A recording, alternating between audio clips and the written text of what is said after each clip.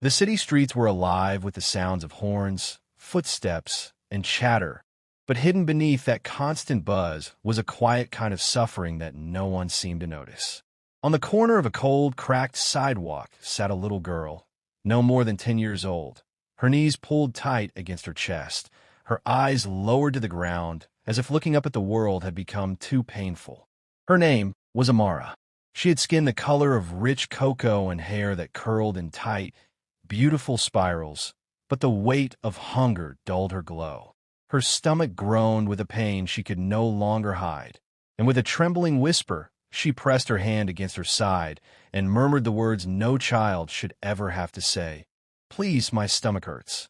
Passers-by walked around her, glancing for just a moment before their eyes flicked away in discomfort. They had places to go, things to do, reasons to pretend they hadn't seen her. Amara had been sitting there since morning, hoping someone, anyone, would care enough to ask her if she was okay. The truth was crueler than her young heart could handle. Her mother had been working 3 jobs to keep them afloat, but 2 weeks ago, she had collapsed from exhaustion and was now in a hospital bed, unable to wake. Amara had no one else to turn to, no one to feed her, no one to hold her when the nights grew too cold. She wandered the streets, clutching the single small backpack she had, praying someone might notice the pain written all over her little frame. And that's when fate stepped in. Just a few blocks away, a man named Alexander Pierce was walking with a security detail. He was tall, broad-shouldered, with neatly combed, silver-streaked hair, and the kind of presence that made people step aside without him saying a word. He wasn't just any man.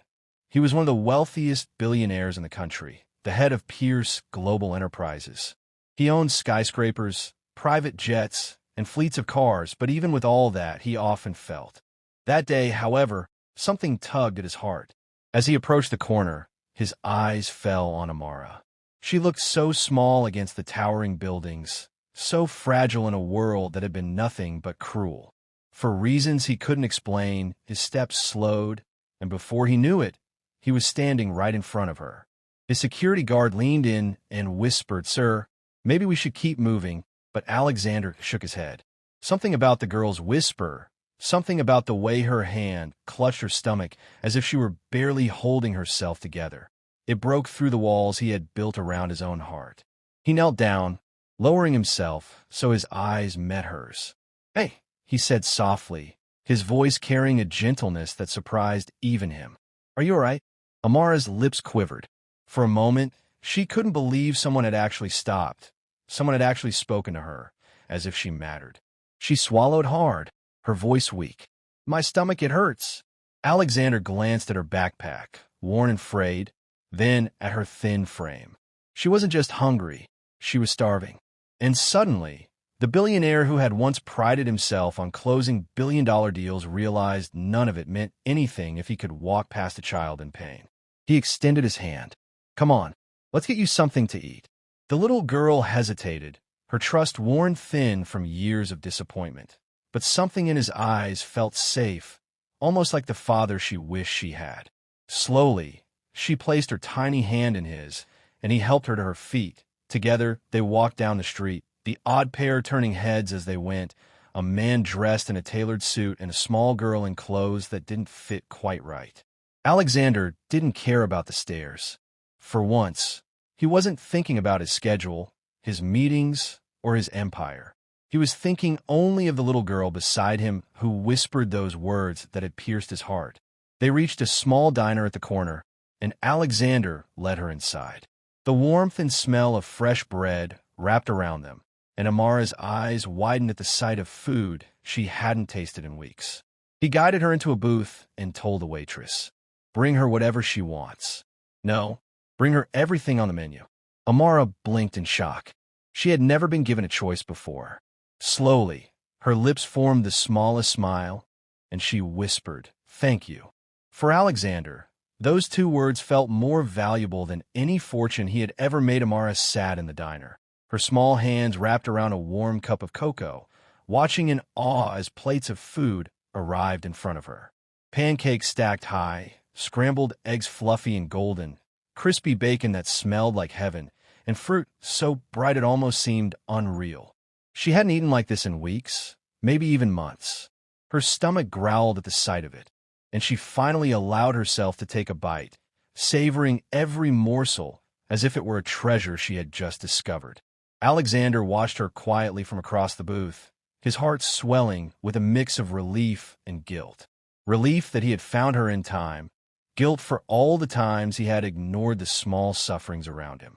The way she ate with such caution and gratitude reminded him of the fragility of life, of the innocence that could be lost if the world didn't show kindness to children like her. He could see the layers of pain hidden behind her big, brown eyes, the fear, the loneliness, the quiet hope that maybe, just maybe, someone would care. After a while, Amara looked up at him, her face streaked with remnants of chocolate and syrup, and whispered, "We didn't have to help me."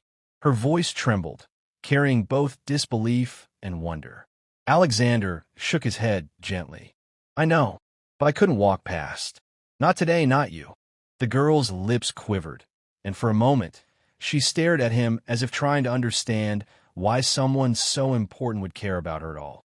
Most adults have been too busy to notice, too busy to ask, too busy to care. And yet here he was, leaning across the table, making her feel seen, making her feel safe. As the minutes passed, Amara began to tell him little fragments of her life. Her mother had always tried her best, but when she fell ill, the world had seemed to crumble. Nights spent hungry, mornings waking up cold and alone, the whispered prayers she offered to an uncaring sky. Alexander listened to all of it, nodding, never interrupting, never judging.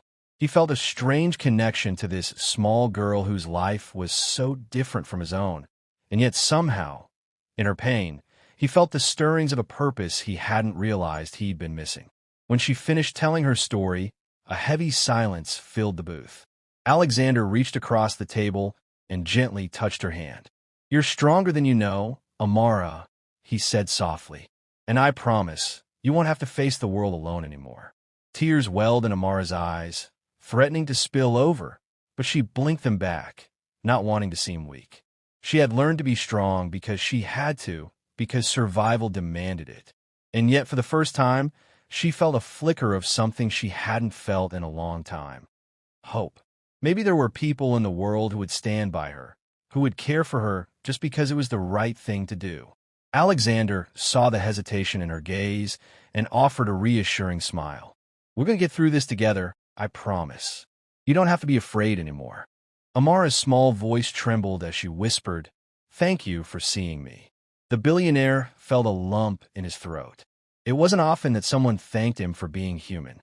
His life had always been about money, power, and influence, but in this diner, across from a 10-year-old girl who had nothing, he realized that the true measure of wealth wasn't in possessions or accolades. It was in the moments where you could make a difference, no matter how small it seemed. And right now, holding her hand across that table, Alexander knew that he had found a purpose far greater than any contract or investment. After breakfast, Alexander gently helped Amara put on her coat. The cold winter air hit them as they stepped outside, and she shivered, clinging to the warmth of his hand. They walked down the street together, past people who hurried by without noticing, past flashing lights and busy storefronts. But Amara no longer felt invisible. She felt seen. She felt cared for. And most importantly, she felt that someone extraordinary, was willing to fight for her. Alexander knew he couldn't take her home just yet. There were legalities, guardianship issues, and the delicate task of finding a safe place for her while her mother recovered. But he also knew that no matter the obstacles, he wouldn't let her go back to the life of hunger and fear she had endured for so long. He would find a way, somehow, to give her a childhood she deserved, one filled with safety, nourishment, and love. As they turned the corner toward his private car, Amara looked up at him and whispered, "Do you really mean it? Will you really help me?" Alexander smiled, feeling a warmth he hadn't known in years. "I mean every word, Amara. You're not alone anymore. Not now, not ever." She let herself believe him, allowing a small smile to curl her lips. And as they drove away from the cold streets, past the towering buildings that seemed indifferent to human suffering, Amara felt, for the first time in a long time, that the world might just be a place where kindness could exist, and that maybe, just maybe, her story was about to change forever. The car ride was quiet at first. Amara stared out the window, watching the city blur past in streaks of gray and gold. She had never ridden in a car like this before. Leather seats that smelled faintly of cedar, polished surfaces that reflected the sunlight, and a warmth that wrapped around her like a protective blanket. For a child who had spent weeks shivering on cold sidewalks and sleeping on hard floors, this comfort felt almost unreal. Alexander kept glancing at her in the rearview mirror, noticing the way her small hands fidgeted in her lap, the way her eyes darted nervously from one unfamiliar object to another. He understood her caution. The world had taught her that promises were fragile, that help was fleeting, and that kindness often came with conditions. But he wanted to show her, slowly, that this time it would be different. "I know it's a lot to take in," he said gently, breaking the silence. "But I want you to know, nothing here will hurt you. You're safe." Amara nodded, though her eyes still held a shadow of uncertainty. She had heard those words before, whispered by adults who promised help, but walked away when it became inconvenient. But there was something in Alexander's voice, steady, sincere, unwavering, that made her want to believe him.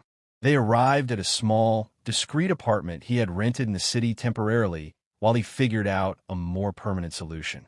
The place was modest, far from the penthouses and mansions Alexander usually inhabited, but it was warm, clean, and safe, a world apart from the streets Amara had known. As they stepped inside, Alexander knelt to her level and handed her a small blanket. "Here," he said, "you can rest. You deserve it." Amara wrapped the blanket around her shoulders, feeling its soft warmth seep into her bones. She wanted to speak, to say thank you again, but the lump in her throat made it impossible. Instead, she simply sat down on the couch, letting the comfort of the room wash over her.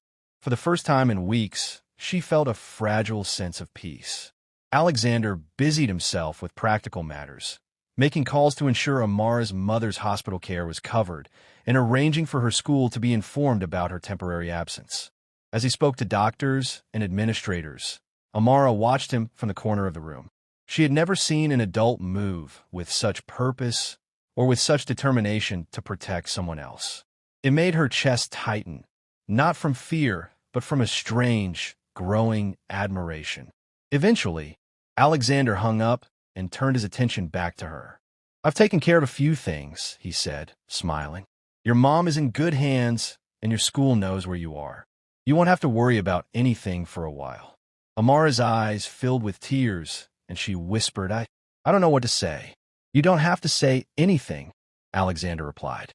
"Just let me take care of you. That's enough." Hours passed, and as the day turned to evening, Alexander prepared a simple dinner. He sat with her at the small kitchen table, encouraging her to eat slowly, savoring the food, and reminding her gently that it was okay to take her time. She obeyed, though every bite felt foreign and luxurious. It was strange, feeling safe while someone else watched over her, guiding her through something as ordinary as a meal. After dinner, they settled on the couch with blankets and soft pillows. Alexander had brought a few books and a small stack of coloring supplies, and though Amara was hesitant at first, she eventually picked up a pencil and began to draw. The simple act of coloring felt like reclaiming a part of her childhood she had almost forgotten, a part that had been buried under hunger, fear, and endless responsibility. Alexander watched quietly, not interfering, not hovering, simply being present. And in that quiet companionship, a bond began to form, a bond that transcended age, wealth, and circumstance. Amara began to trust him, not just because he provided for her needs, but because he made her feel seen and valued. As the night deepened, Amara's eyelids grew heavy. She curled up under the blanket, clutching it tightly against her chest, and Alexander knelt beside her once more. "Sleep well, Amara," he whispered. "Tomorrow, we start making things better. I promise." She nodded, her eyes closing as exhaustion and relief finally claimed her. For the first time in weeks, maybe months, she didn't feel alone. She didn't feel invisible. And though she didn't yet understand the full scope of the world she had stepped into, she felt a glimmer of hope that her life could change, that someone finally believed in her, truly believed in her. And for Alexander, the night was equally transformative.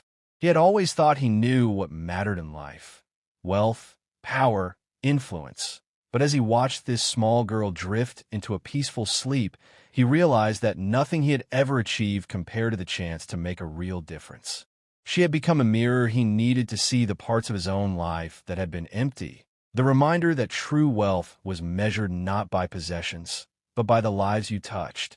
In the quiet of that apartment, two hearts, one broken by hardship, one hardened by the world, began a journey together. It was a journey neither of them could have anticipated, a journey that would challenge them, bind them, and ultimately transform them. And though the road ahead was uncertain, one thing was clear. Amara had finally found someone who would fight for her, and Alexander had found a purpose that no money, no power could ever replace.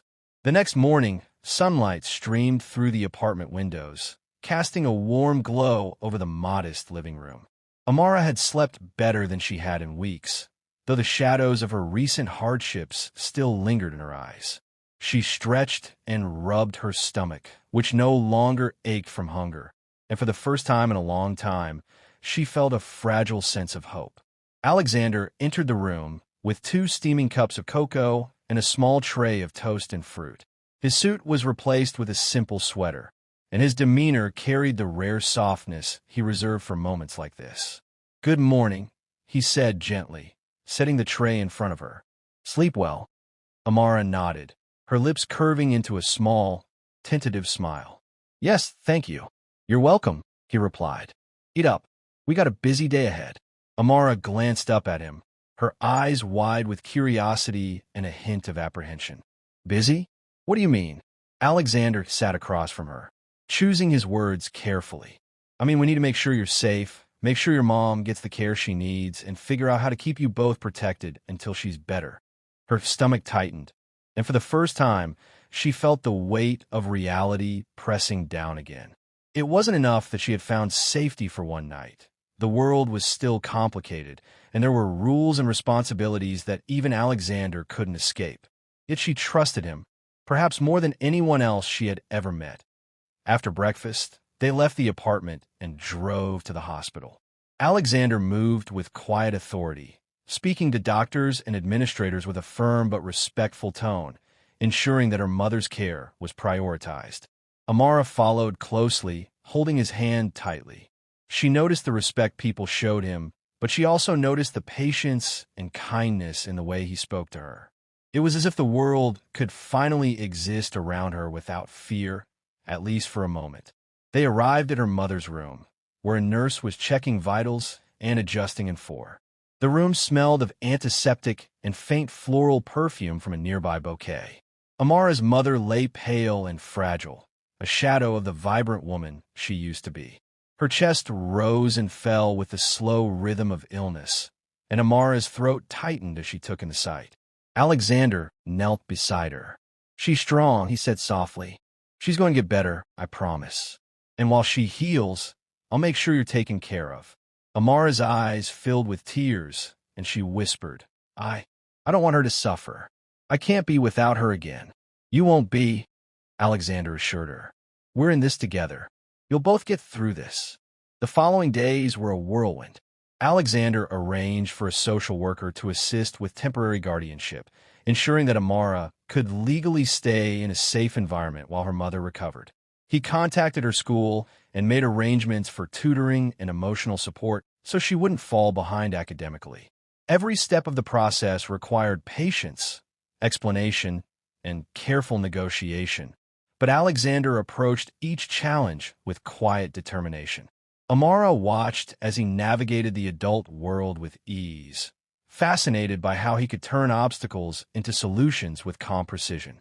Yet behind the polished exterior, she also saw glimpses of his humanity, moments when he paused, silently reflected, or offered her a reassuring smile. Those moments mattered more than anything else. They made her feel valued not as a project, not as a responsibility, but but as a human being deserving of care and attention. One evening, after her mother had been stabilized and Alexander had arranged temporary home care, they sat together on the couch in the apartment. Amara leaned her head against his shoulder, feeling the safety and warmth that had been absent from her life for so long. "Do you ever get scared?" she asked quietly. Alexander looked down at her, surprised by the question. "Scared? Of what?" "Of losing someone you care about," she said, her voice trembling slightly. "I'm scared my mom might not get better, and I don't want to be alone again." He pulled her closer, wrapping an arm around her small frame. "I get scared too, Amara. But sometimes, courage isn't the absence of fear. It's choosing to keep going even when you're afraid. And you're not alone. Not now, not ever." For a moment, she let herself believe him completely. The fear that had been gnawing at her heart softened, replaced by a fragile trust that maybe life could offer something better than constant struggle. Over the next few weeks, Amara's life began to change in small but profound ways. She received proper meals every day, warm clothing, and the comfort of a safe bed to sleep in.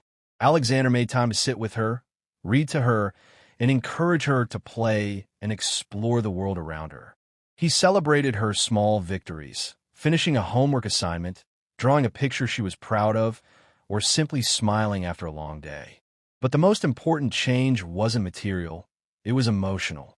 Amara began to understand what it meant to be cared for without conditions, to be valued for who she was, and to have someone stand by her side when the world seemed overwhelming. Alexander, in turn, felt the shift in his own life. He realized that his greatest achievements weren't in the boardrooms or in the headlines. They were in moments like this, in the quiet acts of protection and compassion that had the power to transform a young girl's life. He began to see that the strength and resilience Amara displayed were a mirror of the courage he had long forgotten within himself. And though challenges still lay ahead, the recovery of her mother, the legal formalities, the rebuilding of a childhood interrupted by hardship, Alexander and Amara faced them together, each finding in the other a source of hope, trust, and unspoken love that neither had expected but both desperately needed.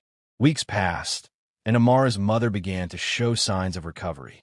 The color returned to her cheeks, her voice grew stronger, and the sharp lines of pain that had once etched her face softened. Amara watched her mother closely, each small improvement sparking hope in her chest. She could see life slowly returning to the woman who had sacrificed so much for her. And that hope was both a comfort and a burden. It reminded her how fragile happiness could be. Alexander continued to provide support, attending medical consultations, arranging therapy, and ensuring that both mother and daughter were not only physically cared for, but emotionally supported. The apartment had begun to feel like a home, filled with laughter, conversation, and the kind of quiet moments that stitched broken hearts back together. Yet even as life seemed to regain some normalcy, challenges persisted. One evening, as Alexander and Amara sat in the living room, a letter arrived from the hospital's legal department regarding temporary guardianship. Though Alexander had anticipated it, the formalities and red tape suddenly felt overwhelming. The letter indicated that until her mother was officially declared fit to care for Amara, he would bear full responsibility for her welfare. While Alexander was willing and able, the weight of the responsibility pressed heavily on him. Amara sensed the tension, and, for the first time, she spoke about the fear that had been quietly growing inside her. "What if something happens to her again?" she asked, her voice barely above a whisper. "What if she can't come back?" Alexander took her small hands in his own. "Nothing will happen to her while I'm here. Amara, I won't let anything happen to either of you. But it's okay to be scared. Being brave doesn't mean you aren't afraid. It means you keep going even when you are." She nodded, letting his words settle into her heart. Still, the fear lingered, a reminder that life was unpredictable, that safety could be fragile, and that the world outside their apartment was often unkind. Then, one night, a sudden emergency shook their fragile peace. Amara's mother experienced a complication. Her fever spiked, her breathing became labored, and the nurses moved with urgency. Alexander rushed to the hospital beside her, holding Amara close as they navigated the sterile corridors. Amara clung to him tightly, her small body trembling, feeling the weight of the possibility of losing her mother all over again. In the emergency room, Alexander stayed calm, speaking with doctors and ensuring Amara's mother received immediate attention. He held Amara's hand as they waited, whispering reassurances he hoped she could believe. "She's strong. She's going to fight through this, I promise." Hours passed like minutes in the heavy tension of the hospital. Amara had never felt more powerless, more terrified, yet Alexander's steady presence was a lifeline. He refused to leave her side, sitting with her on a narrow bench, holding her hand, letting her cry when the fear became too much to bear. Eventually, the doctors emerged, their faces soft with relief. Amara's mother was stable and would recover fully with rest and treatment. The weight that had been pressing on both Alexander and Amara lifted slightly, replaced by gratitude and cautious relief. Amara's mother reached for her daughter's hand and whispered, "I'm so proud of you for holding on, for being strong." Amara's tears flowed freely. She hugged her mother tightly, the fear and pain of the past weeks dissolving into relief. Alexander watched them, feeling a profound sense of fulfillment, a purpose that went far beyond his wealth or status. In that small hospital room, surrounded by machines and the hum of medical care, a family was slowly being healed, not just physically but emotionally, spiritually. As they left the hospital that night, Alexander drove them home, the city lights casting a soft glow across the streets. Amara rested her head against the window, exhausted but safe, and for the first time, she felt that the world might actually be a place where kindness could be found. She glanced at Alexander, who was focused on the road, and realized that in saving her, he had changed himself as well. "You've done so much for us," she whispered, her voice barely audible. "I don't know how to thank you." Alexander smiled, a quiet, reflective smile. "You don't need to thank me. Seeing you both safe, seeing hope return to your lives, that's thanks enough." For Amara, those words were more powerful than any gift. They symbolized safety, protection, and a future she had once thought impossible. And for Alexander, the bond with Amara had grown deeper, anchored in trust, care, and the shared understanding that life's greatest rewards were not in wealth, influence, or power, but in the moments where you could make a tangible difference in someone's life. That night, as they settled back into the warmth of their apartment, Amara fell asleep knowing that she was truly cared for. Her mother's hand rested on hers, her breathing steady and reassuring. Alexander stood nearby, quietly watching, a guardian not just of her safety, but of the fragile new hope that had blossomed in both of their hearts. The world outside still carried its dangers, but inside that small apartment, there was love, there was protection, and there was the unspoken promise that no matter what came next, they would face it together. The weeks that followed were filled with small miracles and steady progress. Amara's mother regained her strength, her laughter slowly returning to fill the apartment that had once been quiet with worry. She could now walk without assistance, speak without exhaustion, and even manage short conversations without fear of collapsing. Every day, Amara watched her mother reclaim pieces of herself she had lost to illness and struggle, and with every reclaimed piece, Amara's own heart felt lighter. Alexander continued to be a constant presence, not just as a provider, but as a steadying force in both their lives. He attended medical checkups, coordinated with social services, and even found time to help Amara with her schoolwork. But more than that, he offered emotional support. Conversations over cocoa, shared laughter over silly jokes, and quiet evenings where Amara could just be a child without fear. The billionaire had transformed from a distant figure of wealth and power into a protector, a mentor, and an unlikely family member who had opened his heart to the fragile beauty of trust and love. Amara began to flourish. She played without guilt, laughed without reservation, and learned to trust adults again. Each day she spent with Alexander and her recovering mother reinforced the idea that life could be different, that safety, comfort, and love were not privileges reserved for the fortunate, but rights she could claim. Slowly, she shed the weight of fear she had carried for so long, replacing it with confidence that came from being nurtured, protected, and truly seen.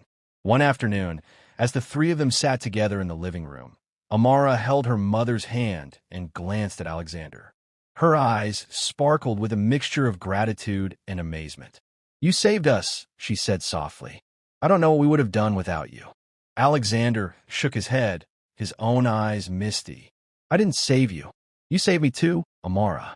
You reminded me what really matters, what it means to care, to fight for someone, and to find joy in the simplest things. You and your mom brought me back to life in a way I didn't even realize I needed." Her mother squeezed his hand, tears brimming. "You gave us hope when we had none. You didn't just help us survive, you gave us a chance to live fully again. That is something we can never repay." Alexander smiled gently. "You don't have to. Seeing you both happy and healthy is enough. That is the only reward I need." The room was filled with quiet warmth, a sense of completeness that neither Amara nor Alexander had known they had been searching for. In that moment, the hardships of the past, the hunger, the fear, the uncertainty, felt like distant shadows, replaced by the brightness of a life reclaimed and a family formed not by blood, but by love and trust. Amara looked around the apartment, at the small yet cozy space filled with warmth, light, and laughter. She realized that life had given her a second chance, not just to survive, but to thrive. The little girl who had whispered, "My stomach hurts," on a cold street corner had grown into a child who knew she was valued, safe, and capable of dreaming again. Alexander watched her, his heart swelling with a quiet joy he had never known. He had started this journey intending to help a child in need, but along the way, he had discovered something far greater: the power of compassion, the value of human connection, and the irreplaceable bond formed when you open your heart to someone in need. In the weeks that followed, Alexander worked to ensure that Amara's mother had a permanent, stable place to recover fully, and that Amara's life would continue uninterrupted. He provided educational support, health care, and emotional guidance. But most importantly, he remained a steadfast presence, a reminder that trust and love could flourish even in the aftermath of pain. The transformation was complete. Amara's mother could care for her daughter fully again, and Amara could embrace her childhood without fear. And in Alexander, a man who had once measured life in numbers and contracts, there now existed a profound understanding of the richness of human connection and the life-changing power of simply being there for someone. As they sat together one evening, watching the city lights twinkle through the apartment window, Amara leaned against Alexander's shoulder. "Thank you for never letting me give up," she whispered. Alexander smiled, placing a gentle hand on her head. "I didn't let you give up because you never needed me to stop you. You were always stronger than you knew. I just reminded you of it." And in that quiet, tender moment, a bond formed that would last a lifetime. The girl who had once whispered in pain, the mother who had almost lost hope, and the billionaire who had opened his heart.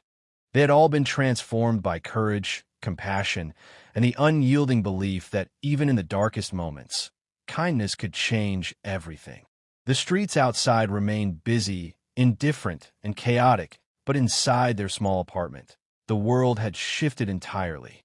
There was laughter, there was love, and there was a promise that no matter what the future held, they would face it together, stronger, braver, and more connected than ever.